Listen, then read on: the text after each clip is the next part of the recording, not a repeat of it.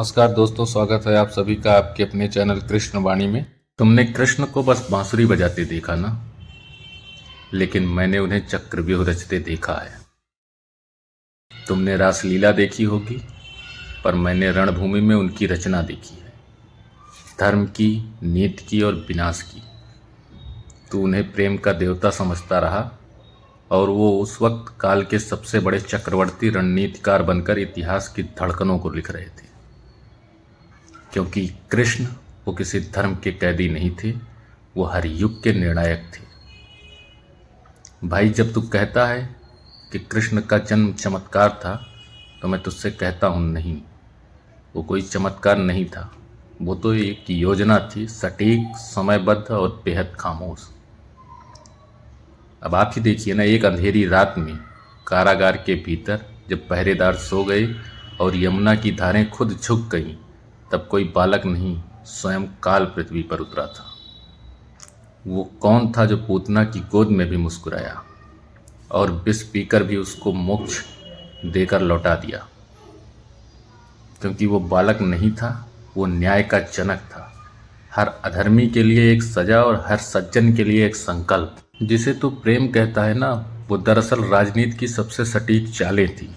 क्योंकि प्रेम नहीं, धर्म चुन रहा था वो। गोपियों से रास नहीं, सत्ता की गुत्थियां सुलझा रहा था वो। बचपन में जो चुराता था, वो बाद में राजाओं की सत्ता चुरा लेता था।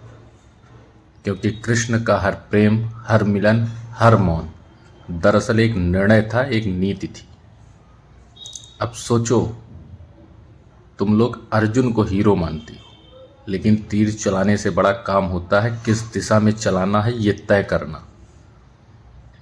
कृष्ण ने शस्त्र नहीं उठाया, पर हर शस्त्र उनकी उंगलियों से ही चला। कर्ण को निशस्त्र किसने किया? शिखंडी को सामने किसने रखा? भीम से जरासंध का वध किसने करवाया? क्योंकि युद्ध में खड़े होना आसान है, पर युद्ध को चलाना सिर्फ कृष्ण को आता था। उसने गीता दी और एक साधारण योद्धा को देवता बना दिया। वो हर चाल के पीछे था और हर जीत के भीतर बैठा था। अब जरा इस बात को समझिए, जब पांडव शांति मांगते रहे तो कृष्ण ने भी साथ दिया। 5 गांव यही मांगा था, पर जब द्रौपदी को खींचा गया तब चुप्पी टूट गई। कृष्ण ने तब कहा, अब युद्ध नहीं रुकेगा। उसने शांति चाहिए थी, लेकिन धर्म की कीमत पर नहीं। उसने देखा कि सत्ता मौन है, तो फिर वो खुद न्याय बन गया। ये बात आप अपने दिल पर लिख लीजिए। कृष्ण को मंदिर में बंद कराया है, पर असली कृष्ण वहाँ नहीं है। वो तेरे हर उस पल में जिंदा है जब तू सच और झूठ के बीच उलझता है। वो तब बोलता है जब तू किसी को अन्याय में अकेला छोड़ने लगता है। तू गीता को भूल जाता है, पर वो तुझ में बसी है हर उस वक्त जब तू निर्णय लेता है।